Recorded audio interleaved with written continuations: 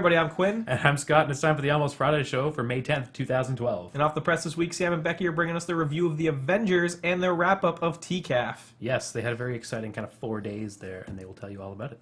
We're going to Tech Insight, and we're talking about how Apple and Samsung have come together, literally, the two CEOs had a meeting, and have decided to drop all this nonsense about suing each other over 80 million things. Which probably makes sense since, Apple buys parts from Samsung anyways. Yeah, and, they were each suing each other about 50 times, so you really, who's up at the end? In Science This Week, we're taking a look at a magnetic ball interface. I don't even know what that means. But Sean will tell you it's pretty exciting. It involves some floating magnetic balls and a computer doing some things with those balls afterwards. So I think if you're not intrigued, I feel like there's a euphemism in there somewhere. There just might be. Yeah. Then we're going behind the lens, and we have the review finally of a camera you've been very excited for. It's true. The Olympus OM-D E-M5. It's true. We actually did get it in time, and we were going to record our segment, but our computer died on us and then screwed things up even more. Yeah, so it would have been in last week's show, but it's not. So now you get it now. Absolutely. But without further ado, it's time for Off the Press.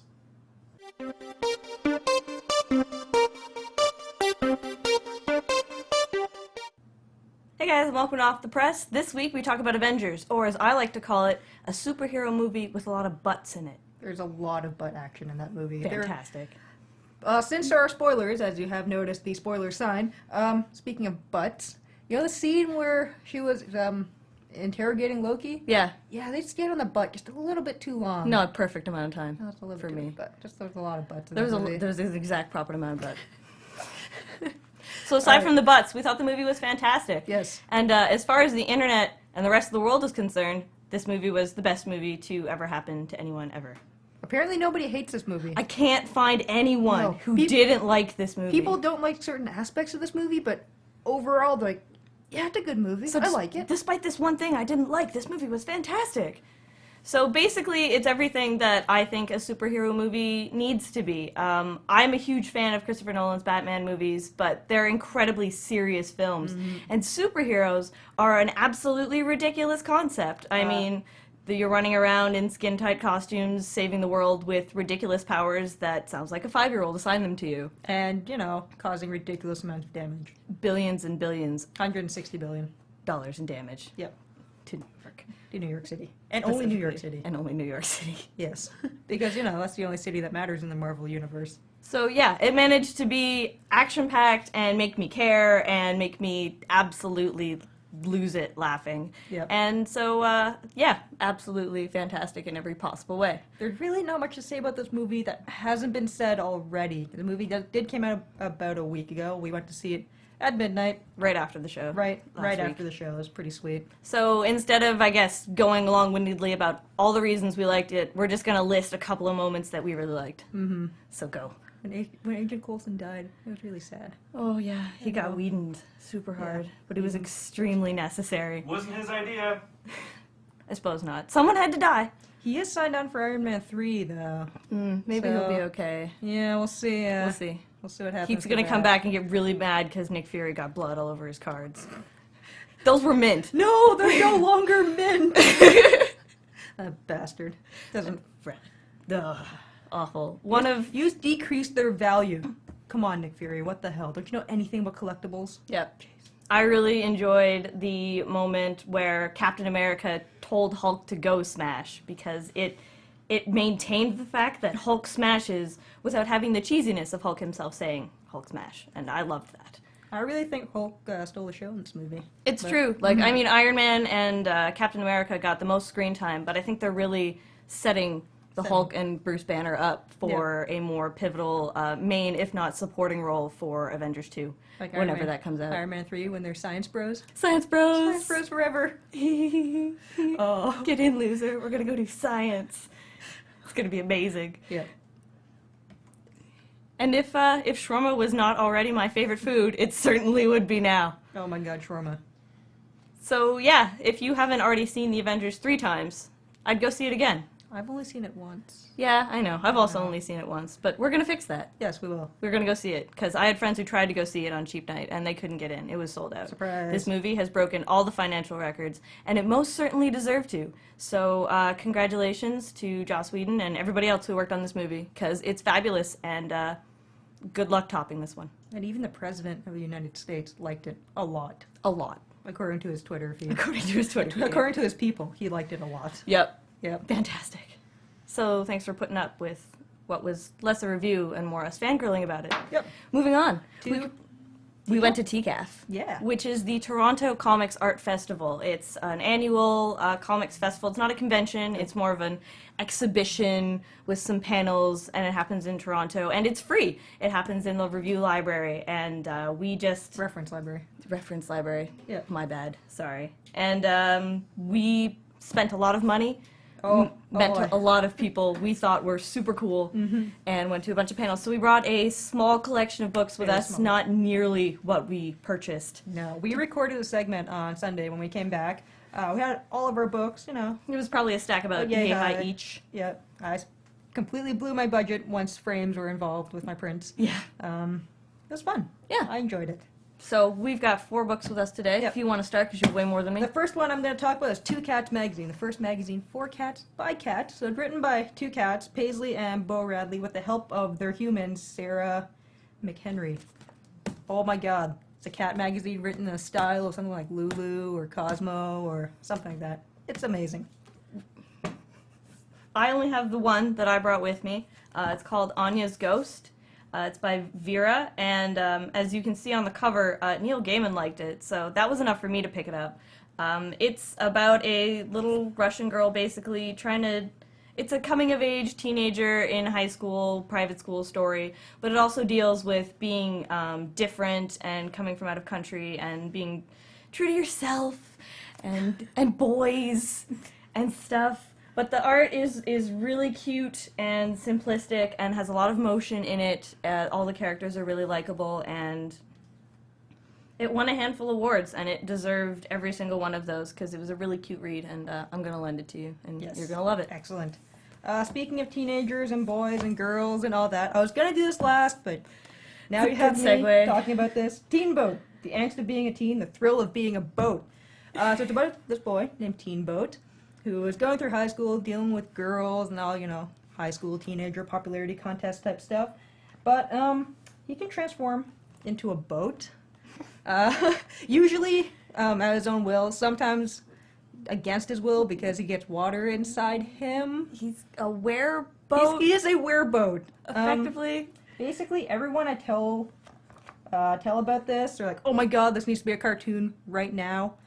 I would have to agree. Like, check out this art. It is just made to be turned into a cartoon. It's This true. is perfect style to be animated. And I would keep animate this that style. so hard. It would be absolutely fantastic. So I hope these 2 guys, Dave Roman and John Green, make another Teen Boat book, or even the Pirates, who I am brain farting on their names, are pretty hilarious. So definitely pick this up. And for the last thing we're going to talk And about, finally- a little artier, Yes, I this guess. is definitely the art side of the Comic Arts Festival. It's Back Alleys and Urban Landscapes by Michael Cho. Michael Cho he had a brief popularity thing on the internet when he did a bunch of superhero posters, like the one with Daredevil was pretty popular. It's like a Silver Surfer one that's pretty popular. This is more of what he is into. It's just a bunch of, like the title suggests, back alleys and urban landscapes. Yay! Done with markers and watercolors and inks and stuff. It's really cool. This book actually launched at TCAF, which I actually found out after TCAF. I picked this up because I saw the prints on this table and it looked really cool. And this is full of really, really pretty art. I'm going to be looking at it for a really long time. So I guess the bottom line about TCAF is that it's an absolutely fantastic festival. The atmosphere is really chill, Yep. and it's free. So why wouldn't you go? Yeah. I'm definitely going to go every year until I die, or it stops happening, whichever happens first. Yep. It was a really good mix of like artsy people and nerds. Like on the upstairs, you had all your comics and most of like your pop stuff, and then on the ground floor, you had all your small print indie stuff. Where I picked up the cat book, where I picked up this. There's a lot of, more fine arts people there. So it's good. Lots of hipsters. Yep. Yeah, their beards and plaid everywhere. Everywhere. Everywhere. And really nice scarves. Oh my, yes. And girls in really cute shorts. Mm-hmm. So, about a year from now, we'll do a review of the second time we go to TCAF. So look forward to that. And hopefully we won't blow our budget. All again. right. All So, right. moving on to more normal things, the new releases for this week. Dark Shadows comes out That's the thing where Johnny Depp is Johnny Depp, except this time he's a vampire. Yeah. Tim Burton's bitch forever. I think it'll probably be cute and funny if you're into that thing. I've heard mixed reviews about it. I know a lot of people who have gone to see it, people who are... I believe it's based on a TV series from Yeah, way it back. is a reboot of some sort or another. But yeah, I've had the goth people who've gone to go see it, the Tim Burton fans who've gone to go see it, the people who are like, oh, that looks funny, who've gone to go see Yeah. it. So it's a mixed bag. No, it's we'll not really, see. not really my It's bag. probably not. I'm not going to go see it. No. I'm not going to lie. But it's the big thing that's out this week. So we told you about it. We're responsible. Public service. All right. And on DVD Blu-ray, we have Underworld Awakening. Which is absolutely awful, but if you know that going in, it's really enjoyable. It is thoroughly enjoyable. There's one part where the guy wears a really nice leather jacket. Yeah. And then he transforms like this giant werewolf thing. And we're like, oh no, please don't ruin the jacket. Please don't ruin the jacket. Please don't ruin the jacket. And he takes it off for transforming. Awesome. Smart man. Well played, costume people. Well played. Also coming out, Chuck the Complete fifth season. Fifth on- and final. Yep, DVD and Blu-ray and all that good stuff. Apparently, star-studded cast in the season. Fancy stuff. I only sort of watched the third and fourth season. on and Scott's a off, big so- fan, so Scott's given us the he's mediocre giving hands. He's not sure. All right. And then coming out in games, Starhawk for PS3, which, you know, third person, Sci-fi shooter. fancy looking. Apparently has good multiplayer. It's received high ratings. Yep. And on the Xbox, something that everyone's super pumped about, Minecraft. Sean likes it. If you weren't content having it on your PC, now you can play it on the Xbox. Yeah, with up to 8-player multiplayer online, as well as 4-player split screen. Also 4-player split screen online. Yep. Everything you could Fun possibly stuff. want. Yeah, every type of multiplayer. Now on your controller. And that's about it. Hey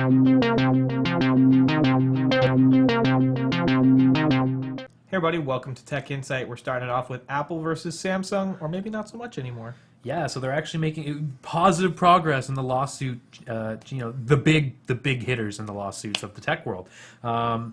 Basically, Apple and Samsung had about a couple 100,000. No, that's an exaggeration. A lot of claims against each other and patent infringements for iPhone and iPad and Galaxy Tab and all that kind of stuff.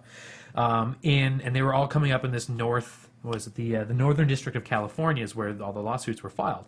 And the problem was the judge was like, this is getting ridiculous. I'm not going to try that many claims. Yeah, which is interesting because they sue each other all the time, but then they also work hand in hand all the time making products. Yes, well- Apple buys hardware from Samsung and, stuff About like that. 70% of the iPhone is Samsung products. Right, so it seems almost crazy that they'd be willing to sue the pants off of them, then turn around and be like, let's make a deal on See, other products. It's hard because, the iPhone and some of the iPad, and I'm sure some of their computers are all made with Samsung products, but another division of Samsung is a direct competitor with them in terms of iPhones and iPads. So it's a really weird company relationship, and that's what happens when you get these really big companies like Samsung that do 100,000 things. Yeah, because it would be in bad interest for Samsung to stop supplying Apple with parts because Apple sells tons of phones, but at the same time, it's kind of a conflict of interest for Samsung to sell them parts in the first place because it means that they're going to sell tons of phones that aren't Samsung phones. Yeah.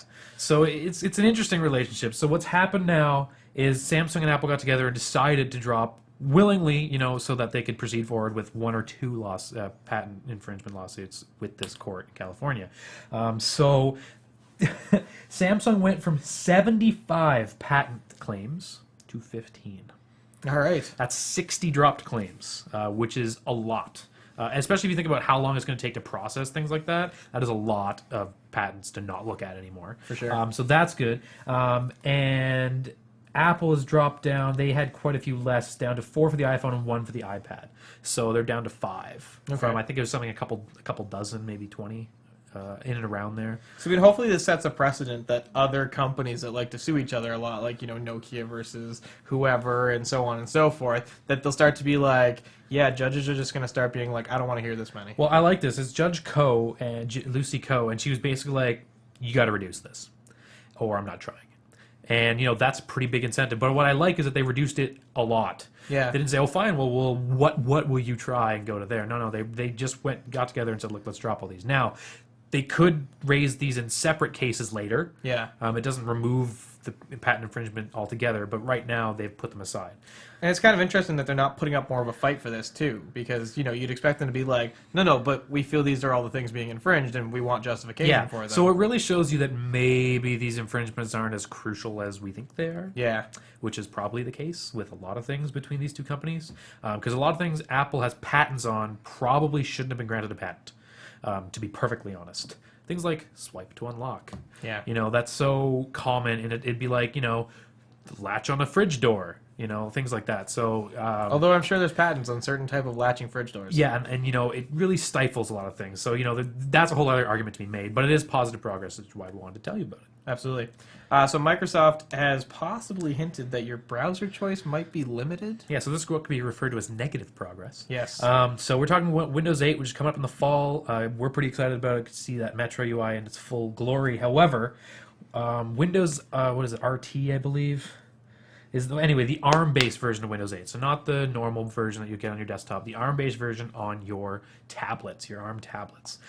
Basically, Microsoft's hinting that certain parts of the OS that you're going to need to make a browser aren't going to be available to use. Okay. So basically, the gist of it is Internet Explorer is going to work great. Firefox won't be able to be written. Yeah, so Chrome, Firefox, Opera, those things are probably going to struggle to come to market. So as soon as Mozilla found about this, they weren't happy. Yeah. So Mozilla has made a comment, and actually even Google said something. And it's very strange for Google to actually make a statement about someone else's product. They usually will say nothing or release something that's way better. That's Google's line of thought. So what they've actually done, Google has also said that they think this is a little strange and that it's really stifling browser choice. Yeah, well, I mean, especially in the Windows environment, that is something that gets used. I mean, if you look at a Mac, I would say that 70% of people will just use Safari by default. It works fairly well on the Mac. But in a Windows environment, there's a lot more people that are a lot more particular about their browsing environment. And so I could see Google and Mozilla being like, no, but we want our Firefox users and we want our Chrome users to have an experience that they're used to. And the other angle is this is a good I don't know why Microsoft is resisting, because this is a good opportunity for them to have that advantage over the iPad. It's true, yeah. I mean, if they allowed other browsers to exist that had the same functionality and integration as their base browser, that would definitely point out a flaw in Android and iPad and stuff. On Android, you can kind of write browsers. Firefox exists for Android, and there's kind of maybe Chrome-ish. It's not very good. It's kind of a weird dev release. On the iPad, you really can't write a ground-up browser. No. That's vastly different from Safari. You have to draw from those APIs to use Safari. But And if you're talking work, but not integrated with apps and things So if like you're that. talking a fully, like it's on a Windows machine, but in the Metro UI, and I can choose between Chrome, Firefox, and IE, that's a big advantage for me, because I'm particular about my browsers. Yeah. Over an iPad, and they need to line up things and say, look, Windows 8's better at these things, because otherwise people are just going to keep buying iPads, because you have to create a difference to make people switch. You can't create something as good and release it later. Yeah.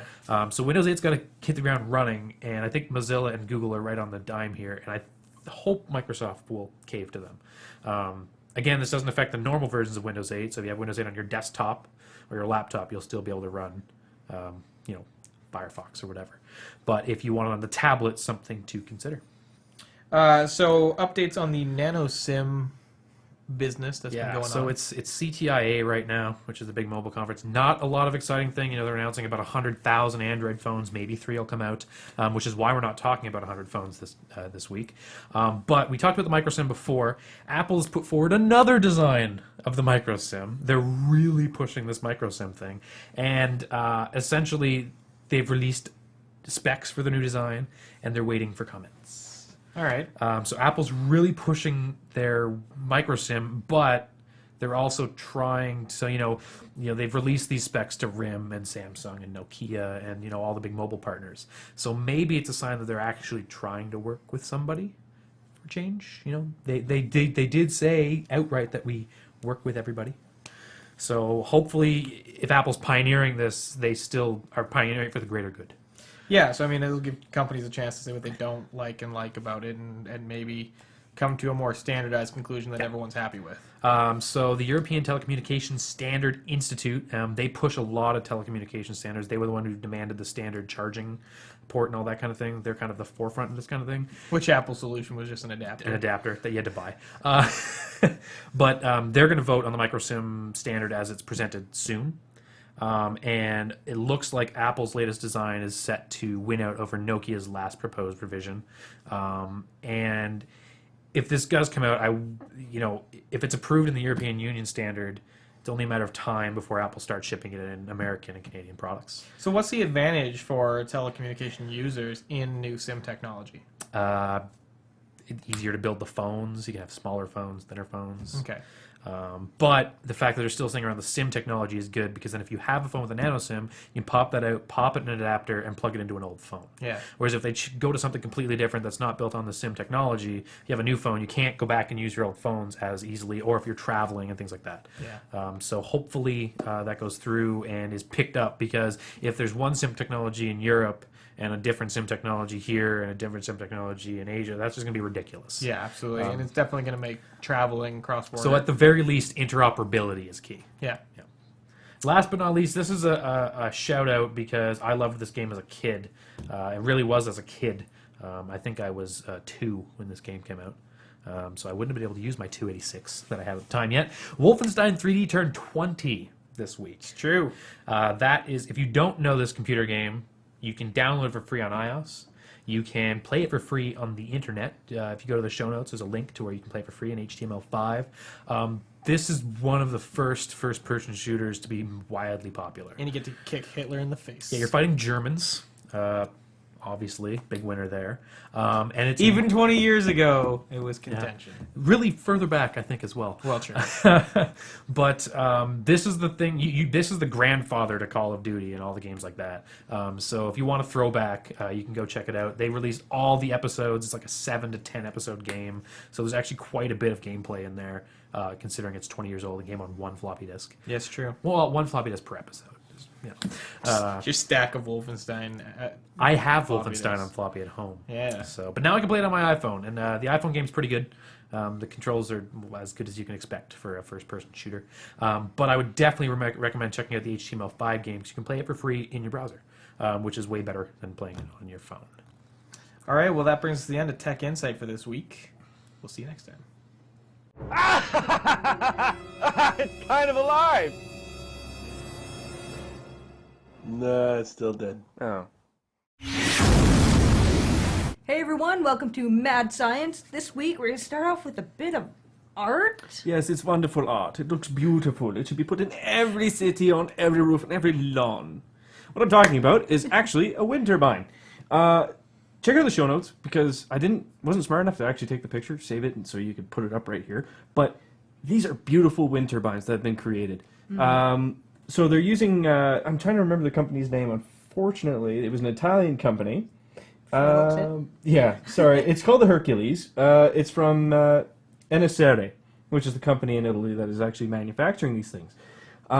It's using the more efficient horizontal blade system. So instead of going vertically, it's going horizontally, which doesn't take away the wind power from the generators behind it.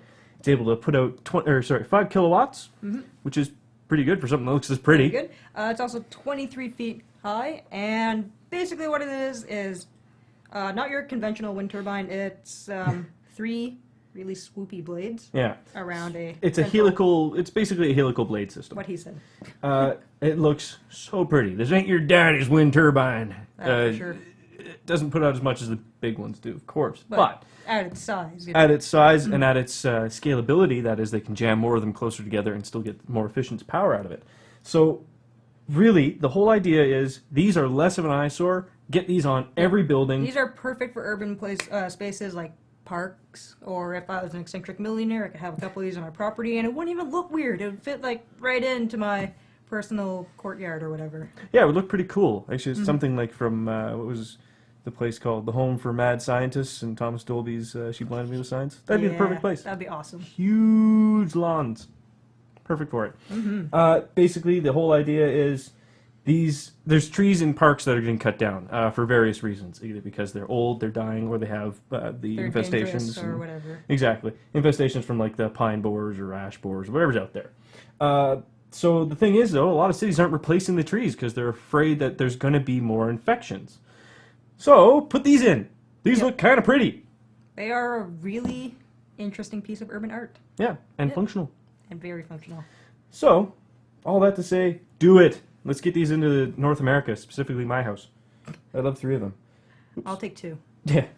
And moving along, though, we had something that Scott and Quinn, of course, alluded to, which was magnetic balls. Now, that sounds kind of like a euphemism for something. Don't take it as that. Basically, at MIT, they've decided to put their brains to use, and they kind of tried to rethink a computer interface. We're not at the point where we can talk to the computer yet completely. I mean, Siri is kind of fun, but It's more of a party trick than a functional piece of exactly, technology. exactly. Yeah. It's parlor trick sort of thing. Kinect is all right, but you look like a dork playing it. You know. That's- Yeah, it's not quite Minority Report yet. Yeah. And I really hope it eventually gets there. Yeah. But so they've come up with what they call the Xeron or Zero N. I've actually read it and pronounced it three different ways, which is odd. It's very, very neat. So what they have is a solenoid and a steel ball. Yeah. So the steel ball is levitated by the magnetic field. The steel ball is basically the user interface. Exactly. The user interacts with the steel ball, and the steel ball either records what the user does. Well, what it has is they have they've basically set up a 3D camera array using webcams and things like that. I think this was being done before the Kinect. Yeah, before the Kinect was actually released, Yeah. especially its API. So I think they tried to make their own system, which is kind of good. It's like a DIY Kinect. Yeah, so we'll see what happens with that. But the project lead, Jinhai Lee, was just saying that he wants to create a different type of interface. So they show in the video, which you can find in the show notes, of course, and in the links, is they take the steel ball and they kind of move it across this field, and it just floats.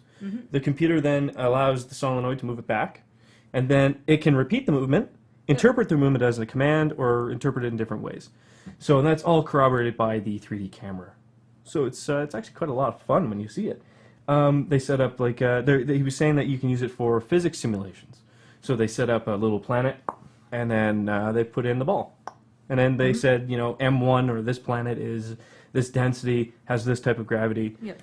At this distance away, what is the velocity of that planet going around? And they can change it by moving it and all of that. They also used it with, this one's really cool. They used it as a camera for a miniature city. Yeah. So basically, if you're filming your little movie with miniatures, you move the ball around as your floating helicopter camera, which is pretty cool.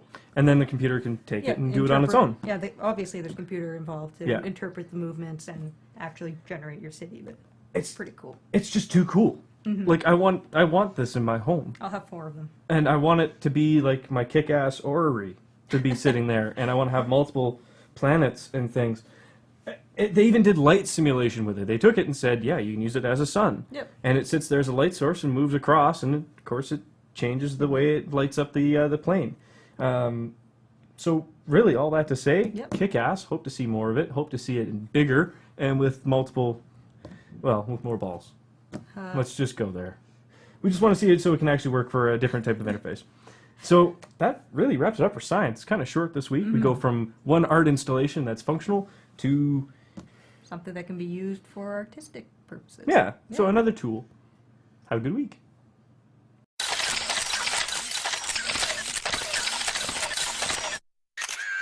Hey everybody, welcome Behind the Lens. Before the exciting camera review, a few things from the news this week. We just had to talk about this. It's true. Leica has announced a new camera, which Or rather a change to one of their currently existing cameras. yes, that shoots only in black and white. It's true. So the M-Monochrom, without an E, is a new update to the M9. The monochrome, if you will. Yeah, the monochrome.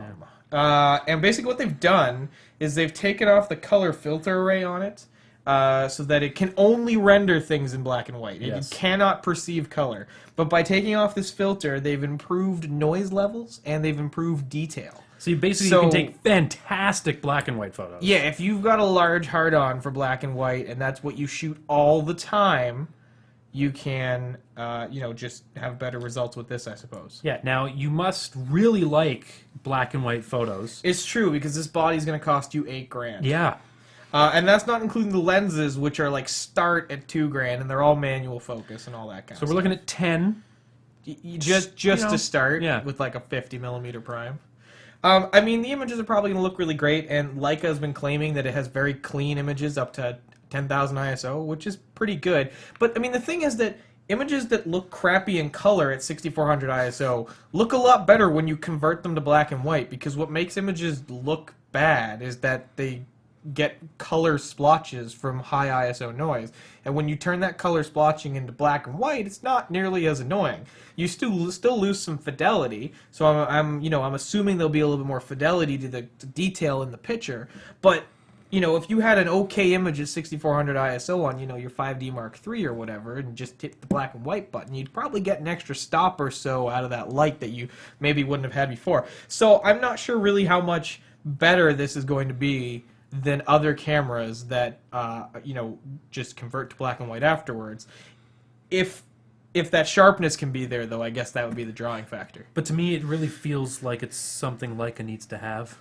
Yeah, well, I mean, they're Because also if you're gonna buy a camera that only shoots black and white, I guess it should it's be a Leica. gonna be a Leica. Yeah, I mean, they're the same company that wanted to charge you $1,000 to take the red M dot off your camera. That's right. Yeah. So that you would be more inconspicuous. And really, if you're shooting in only black and white, should you have that red M dot? No, you should just paint your face and then just go out as a black and white Or you know what? representation Get of the hood yourself. from the, Yeah, go that way. yeah. Just Flash. go all the way. Yeah, just yeah. replace the bulbs every day or every shot. Which wasn't actually a bulb. It's true. Yeah. I mean, they kind of fit in bulbs. Sure. Yeah. Yeah. Anyway, so Olympus also announced a new camera this week, and that is their TG1 IHS Tough camera. Now, we've talked about waterproof cameras before. We think they're quite fun when you're traveling and stuff like that.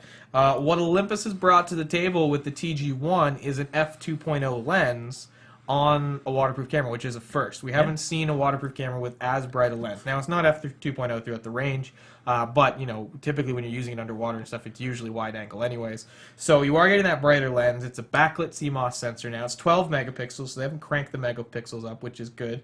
But the other cool feature that they're offering with this guy is that there's an adaptable fisheye lens and an adaptable telephoto lens that will fit on the camera, and both of them are also waterproof. Oh, that's cool. So you can use the fisheye underwater, and you can use a telephoto underwater, which I think is pretty cool. And you've also got the LEDs like the Pentax has and stuff like that.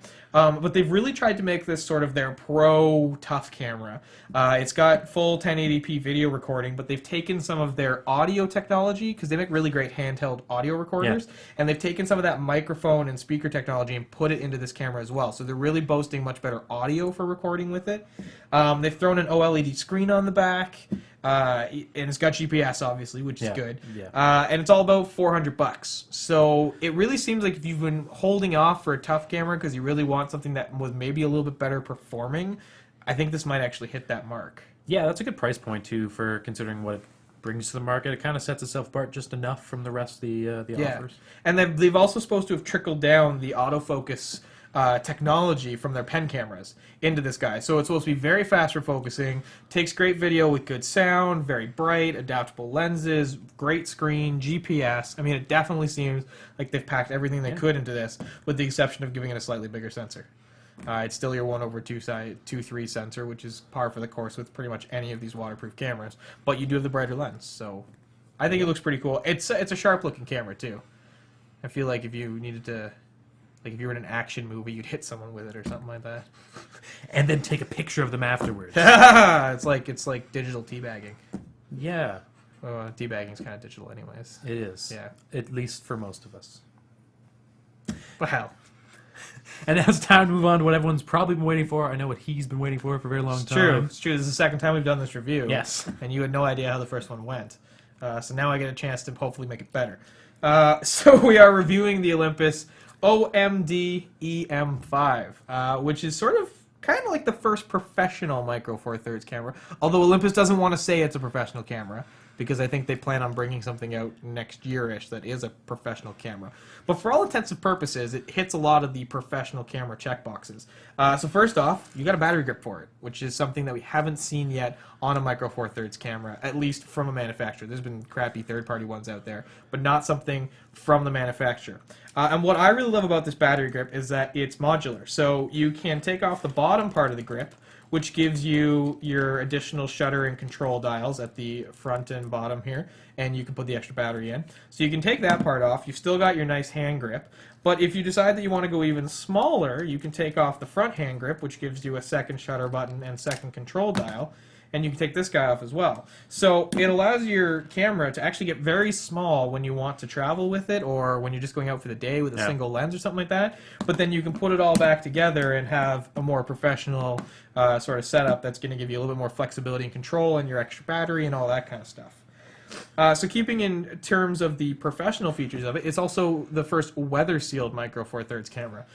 So if you get it with the kit lens, which is a 12 to 50 lens, which is also a weather-sealed lens, you can shoot in the rain with this camera. It's not like it can take a light misting. You can pour a bottle of water over it and it will keep working. And this grip is also weather-sealed. And it's a magnesium frame, so full metal body, the grip's all metal. So it really is having those features that you typically see on an entry-level professional camera or a mid-range professional camera, that weather sealing, the grip, the magnesium body, all that kind of stuff. Now, the only caveat to that is I don't think there's that many weather-sealed lenses at the moment. Presently, just the one, Yeah. the kit lens that it ships with, although there is a macro lens coming out later this year that will also be a weather sealed, because people tend to like use macros when they're like shooting like bugs and swamps and things like that. So the macro lens is going to be weather sealed, and I'm sure there's going to be more coming from them. And there's been hints that Panasonic is bringing out a weather sealed camera this year, so Panasonic will also probably make some weather sealed lenses. So I suspect we'll have a small selection within the next year or so from both companies. Now the camera itself has two control dials on the top, which is quite handy. It does have a built-in electronic viewfinder, which is a first for Olympus. Panasonic's been doing it from the get-go, but this is the first time that Olympus has put a viewfinder on their camera, and it's a very nice viewfinder. It's a slightly better version of the VF2, which is very nice. It's quite bright. It's got a good refresh rate. We've got a OLED screen on the back here that tilts and swivels, much like the Sonys that we've reviewed. It's also touch screen, so you can touch to focus, and you can swipe across your pictures and all that kind of stuff. It's 640,000 dots, which might seem a little bit low, but the thing is with OLED screens, you tend to get better clarity, even though they have less pixels than a TFT screen. Yeah, it's a different technology. Yeah, so although on paper it seems like it's not as high performance, the screen is absolutely gorgeous. It's got a great viewing angle. The color reproduction is great, and it's very bright. So the screen is really nice on this. They've added a little thumb grip here, which I think is great when you actually want to shoot with the camera. In terms of the actual technology inside of it, we're looking at a 16 megapixel sensor. This is the first time that Olympus has changed the sensor since they started making Micro Four Thirds. Every camera they've had since now has been a rehash of their 12 megapixel sensor. This guy's finally moved to a new 16 megapixel, and with that has brand new high ISO capabilities, and finally is breaking the barrier. Panasonic's always been a little better at low light. This guy is now the king of low light in Micro Four Thirds. Very clean images up to ISO 3200, usable images with some post work at ISO 6400, which is something we hadn't really achieved yet on Micro Four Thirds. So this camera is definitely ranking in with your mid-range DSLRs. Yep. So you could definitely go out and shoot gigs with this. I mean, this is now my pro camera. I'm selling all my Nikon gear because I much prefer this modular small system. It's 9 frames per second for continuous shooting, which is also super fast, and you can do that in RAW, which is pretty good. It's got all the built-in art modes that they have. The art filter effects, shoots full high-definition video with manual control. And you've got the wireless flash. It comes with a little attachable flash like the Pen Mini that we reviewed does. So they don't have a built-in flash, which some people don't like. I don't mind because to me it just means that the camera can be kept down in size. Yeah. And some people really wanted to see it here, but they couldn't get the electronic viewfinder and a flash in here and make it fit, I guess, or something. But their attachable flash is also weather sealed, which is great. So overall, I really, really like this camera. And I mean, if you go out and read any reviews on it, everyone loves it.